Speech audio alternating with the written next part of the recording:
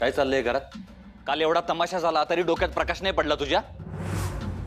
काय जलसा सुरू आहे घरात? याला जलसा नाही, मी संबळ शिकवते. वय यांचे पालक यांना इकडे सोडून गेले. ते परत येईपर्यंत मी यांना कुठेही पाठवू शकत नाही.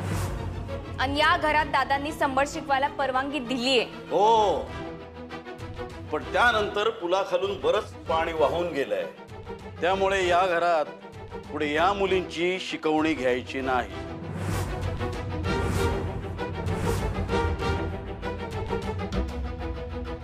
मी तुमचं ऐकीन असं का वाटतंय तुम्हाला? हो, मी माझ्या मनाचं सांगत नाहीये. दादांचा निरोप घेऊन आलोय, तो फक्त देतोय तुला.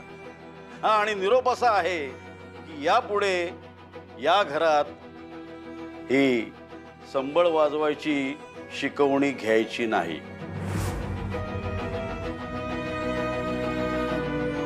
दादा असं बोलूच शकत नाही. आणि हे जे तुम्ही बोलताय ना, हे मला त्यांच्या तोंडून ऐकायचंय. ते अतिशय रागात आहेत आणि या मुलींसमोर तमाशा होऊ नये असं जर तुला वाटत असेल ना, तर हे सगळं टीन टिप्पर वाजवणं बंद कर. कळलं काय?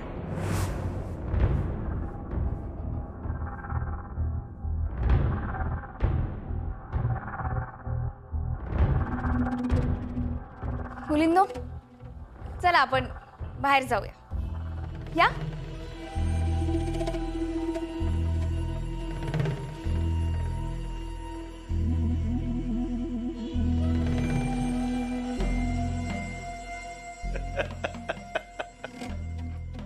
युवराज, पाहिलंस का? याला म्हणतात दणका. काय?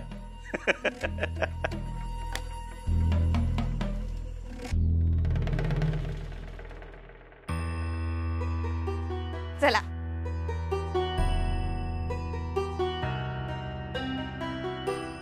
ताई, आपण बाहेर का आलोय? इकडे बघ ना, किती मोकळी हवा आहे. आत मोकळी हवाच नाहीये. इकडे मस्त झाडी आहे, आकाश आहे. आपण ना आजपासून इकडेच शिकवणी करत जाऊया.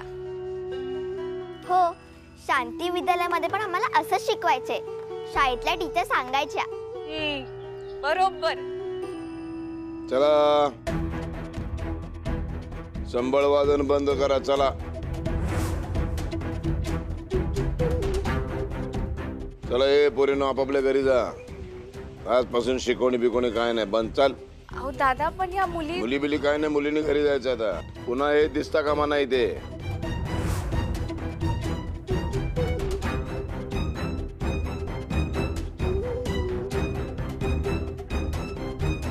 ताई, आता शिकवणी नाही होणार. अगं नाही, शिकवणी नाही बंद होणार.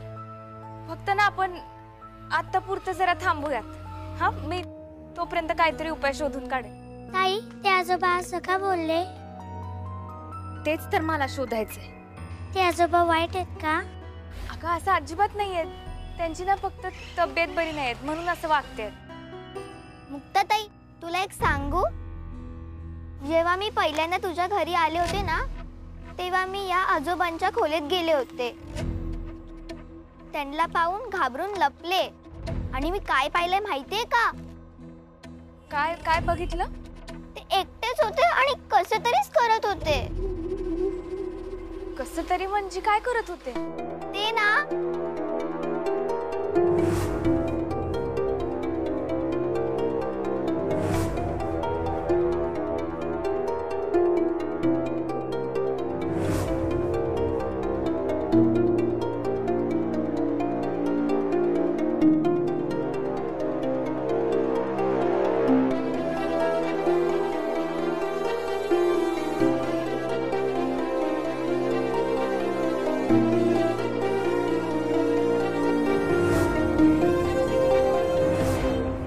दादा असं कसं करू शकते? तुझा नवरा, तुझे प्रेमळ सासरे, सारंगचे वडील, ह्या घरातला कर्ता पुरुष, एक राजकारणी, असे रावसाहेब नगरकर मला दूर दूरपर्यंत दिसतही नाहीयेत. कुठला तरी ना वेगळाच माणूस वावरतोय आपल्यामध्ये असं वाटतं सारखं.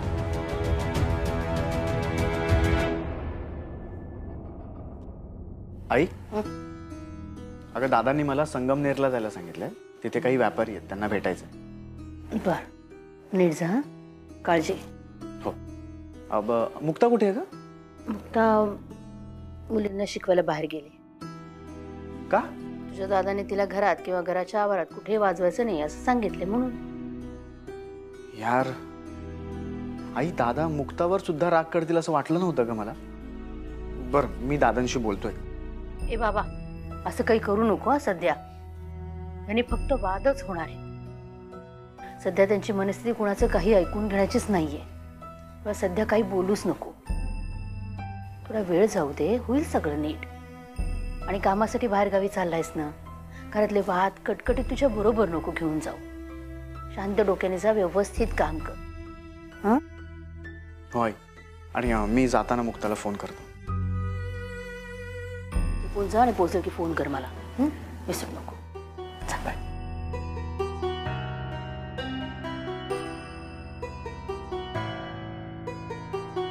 हे मुक्ताशी असं वागू शकतात, सासूबाईंशी कसं वागतील आणि गायत्रीचं कळलं काय करतील. हे सगळ्या गोष्टी माझ्या डोळ्यासमोर घडतात, मला सहनही होत नाहीत. आणि आता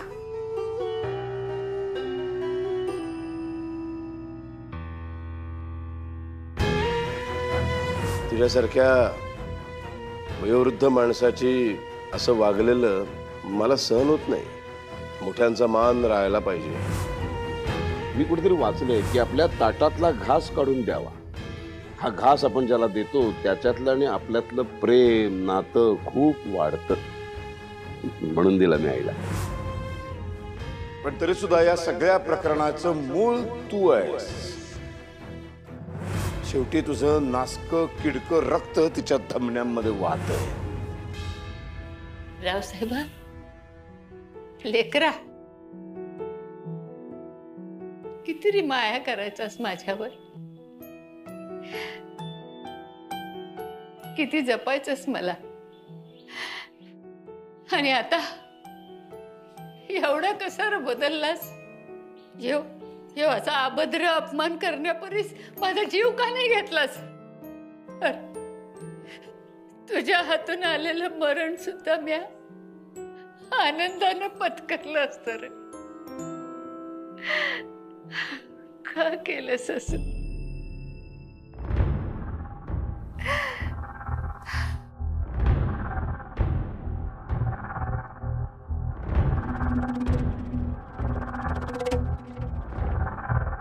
काय मग रावसाहेबांच्या लाडक्या आईसाहेब, फिरले ना दिवस तुझे पण. म्हटलं होतं ना मी, दिवस तुझे पण फिरतील. वेळ काय घेऊन येईल काही सांगता येत नाही ग. बघ ना, तुझे दिवस फिरले आणि माझे मात्र बदलले.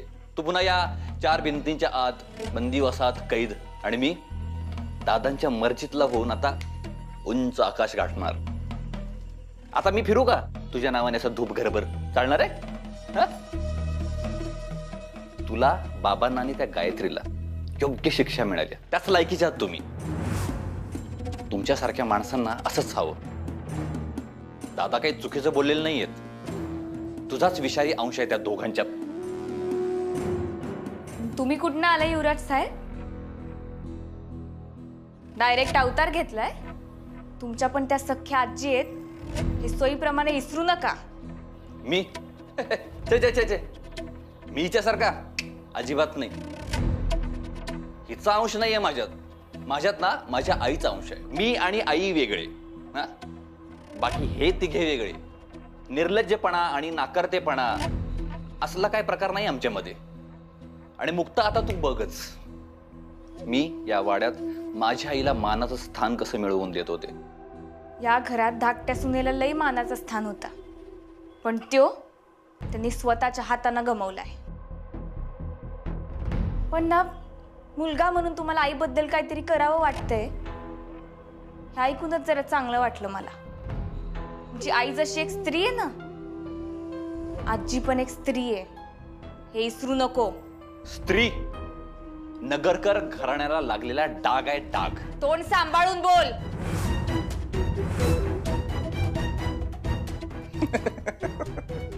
सांभाळ येलास तू. जी बघा ना योग कसा बघ. तू नग मनावर घेस. ही असली फुकटची बडबड मी अजिबात मनावर नाही घेत. पण मुक्ता, तू आणि वैजंती दिवसातून एकदा जरी मला भेटायला आलात ना, तर हे असलं टोचून बोलणं, हे असं अपमान करणं समजा सोसायला बळ येते ग.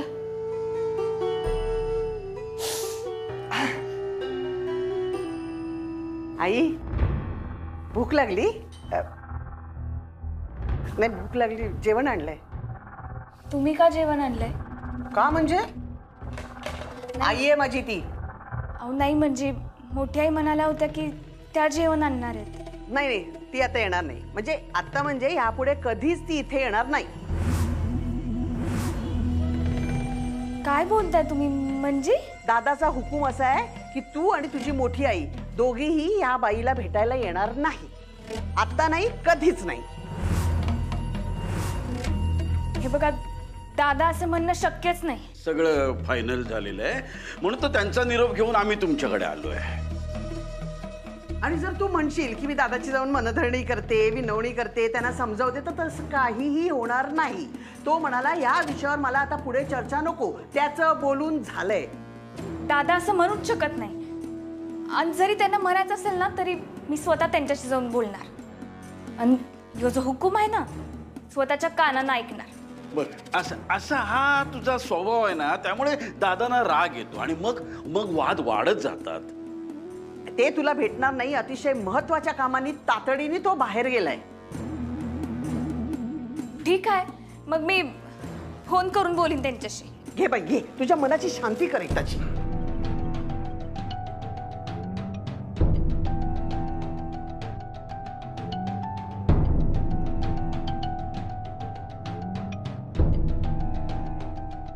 काय झालं? लागला फोन? उचलला त्याने फोन? अरे मला माहित आहे नाही उचलणार ते फोन. जसा दादांचा गायत्रीवर आणि आजीवर राग आहे ना, तसा तुझ्यावरही आहे. म्हणून तर त्यांनी तुझा फोन घेतला नाही ना. आणि हो, आता यापुढे ते तुमच्याशी बोलणार सुद्धा नाहीयेत. आणि हो, यापुढे दादाचे सगळे हुकूम, सगळे नियम आम्ही तुमच्यापर्यंत पोहोचवणार. आणि तुम्ही तोडले तर आम्ही तेच हुकूम आणि नियम तुम्ही तोडलेले त्याच्यापर्यंत पोहोचवणार. त्यामुळे आम्ही तुमचे संदेशवाहक आहोत आणि दादांचे प्रवक्ते आहोत. कळलं? आणि नेहमीच्या तुझ्या हट्टी सवयीप्रमाणे जर तू परत दादाशी बोलायला गेलीस तर ही जी बाई आहे ना, तुझी आजी, तिला आणि त्या गायत्रीला खूप त्रास होईल ना याचा. सांगून ठेवते. जा ना आता, दादा येईल. जा बाई, जा तू. माझी नका काळजी करूस. लई जुलूम, लई अत्याचार म्हणजे उद्या येणाऱ्या स्वातंत्र्याची नांदीच आहे. उद्या नक्की उजाडल या आशेवर आजची काळी रात आपण काढायची आहे. समज ठीक होईल. जा तू, नग माझी काळजी करूस.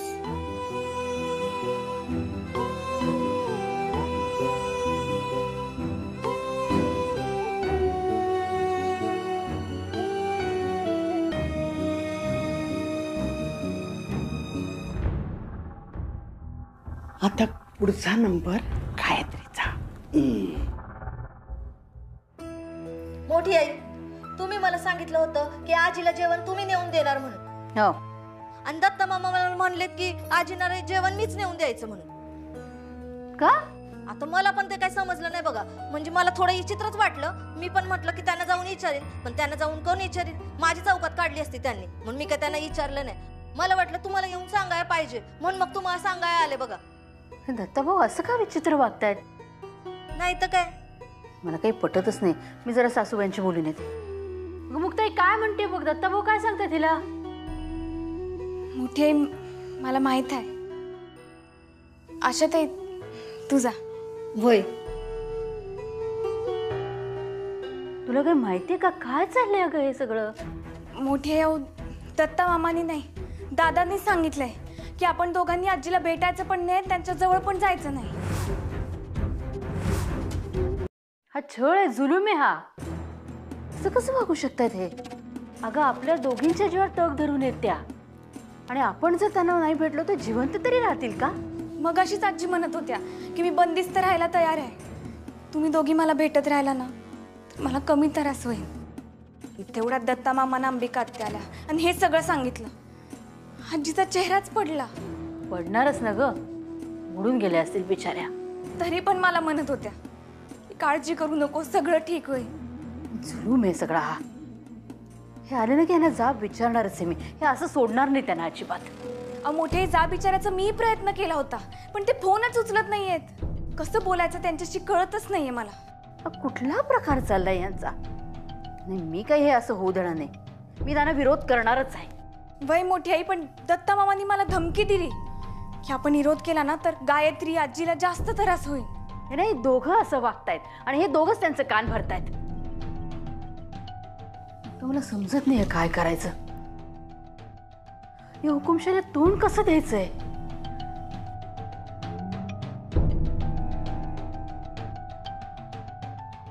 चल आधी बाहेर, आधी बाहेर ये. आत्या, तू ऐक चल. तरी माझं. तू कशी येते ते नाही, होते. please. चल ये म्हटलं ना.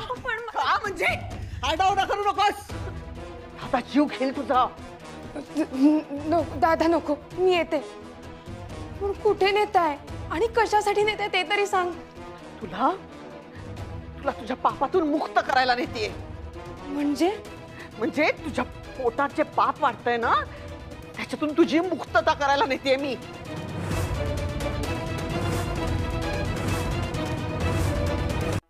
हे चुकीचं करताय तुम्ही. मी माझ्या बाळाला काही होऊ देणार नाहीये. अगं तुला वेळ लागलाय का माधवी? अगं ही काय बोलते? या पापाला तुम्ही इथे जन्माला देऊन वाढवणार आहात का? कशाला वाढवायचं? लोकांनी तोंडात शेण घालायला? तिला तयार करायची जबाबदारी तुझी आहे माधवी. आता प्लीज नको ना असं करू, प्लीज. अगं ती ऐकणार ते तुम्ही माझ्यावर सोडा. पण आपण कोणत्या डॉक्टरकडे नेणार हिला? आणि तिथं जाऊन काहीतरी सांगावं तर लागेल ना, नाव गाव तरी. आणि जरी काही खोटं सांगितलं तरी तुम्हाला तर रावदादांची बहीण म्हणून ओळखतात सगळे. आपली सगळीकडे ना बदनामी होणार आहे हिच्यामुळे. अंबिका, माधवी बरोबर बोलते. नाही, हे असं इलिगल काम कोण करणार नाही. आणि हॉस्पिटलमधला सगळा रेकॉर्ड्स गव्हर्नमेंटमध्ये जमा करावा लागतो. फार अवघड आहे. म्हणजे अवघड आहे म्हणून आपण गप्प बसायचं, काही करायचं नाही? हो, हिचीच सुटका होणार नाही, ह्याच्यातून आपली ही सुटका होणार आहे. त्यामुळे आता अवघड आहे. आता ही वेळ नाही. हे सगळं म्हणायची वेळ आता गेली. आता आपल्याकडे तेवढा वेळ नाहीये. आता आपण हिचं काहीतरी करायला हवं. त्यासाठी हिला बाहेर घेऊन जायची काय गरज आहे? माझ्याकडे एक दुसरा उपाय आहे. वंस, चला तिला आत घेऊन चला. कळेलच तिला काय ते. काय करणार आहेस तू माझ्या बरोबर? त्या आत गेल्यावर सांगते. चल चल. नको प्लीज प्लीज. सोड आता सोड. वहिनी, मुक्ता वहिनी, हे बघ काय करताय. तुझी मुक्तावहिनी यात जर पडली ना तर तुझ्या आजीचं काय होईल लक्षात ठेवा. ती तुझी आजी म्हातारी वर आहे, तिथूनच डायरेक्ट वर जाईल ती कायमची. म्हणून म्हणतो तोंड बंद ठेव. जा घेऊन. नको प्लीज, आजीला काही करू नका. मी गप्प राहते. पण आई ऐक ना, तुम्ही माझ्या बाळाला काही करू नका. आत्या, मी विनंती करते. आता ना तुझी अजिबात कीव करणार नाही. आमच्या चांगुलपणाचा ना गैरफायदा घेतलायस तू. चल गपचूप आतमध्ये चल. चल का चल. हा म्हणचं तिला.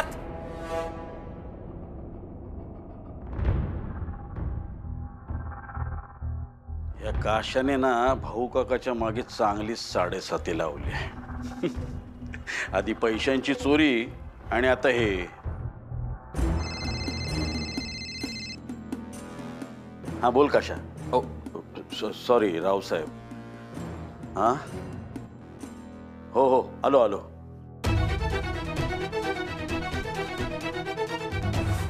काही झालं तरी मी बाळाचा जीव कोणालाही घेऊ देणार नाही.